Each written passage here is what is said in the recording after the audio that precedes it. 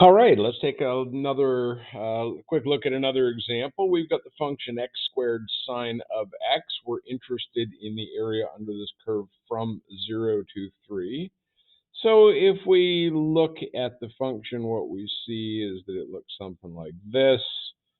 And so we're interested in this area right here. So if you try to do 1,000 partitions on this function, the program cannot actually handle it. I played around with this one, was able to go up to 500 with no problem, but 1,000 it wouldn't deal with. Not 100% sure why, but presumably outside the abilities of the program to do the calculations. So what I'm going to do is I'm just going to show you what we get. If you want to do a few lower values, again, just to practice, but if we go up to 1,000, what we end up with is 5.77476 for the left rectangular approximation. We get 5.77667 for the middle rectangular approximation, and we get 5.77857 for the right rectangular approximation. Again, notice that looking at the middle, this one appears to be a little bit lower. This one appears to be a little bit higher, but they are accurate to a couple decimals. If we just ignore rather than round, we get 5.77. So we can see them converging on that middle number.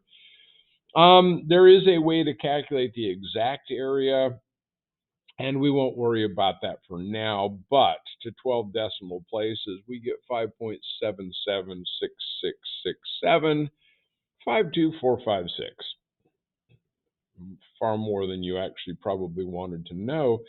But also notice that to 5 decimal places with rounding, that is in fact the middle rectangular approximation of the area under this curve. So it's a pretty accurate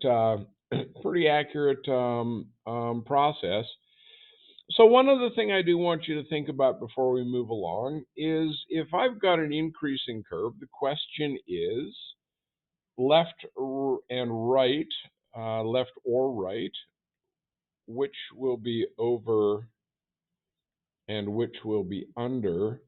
And if I have a decreasing curve, left or right, which will be over and which will be under. And this is an important distinction.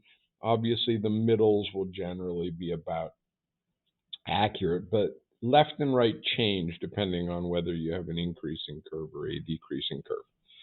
Okay, if you're in my class, go ahead and do exercise 11 out of the book, and we'll be back with another example in the next video. Thank you.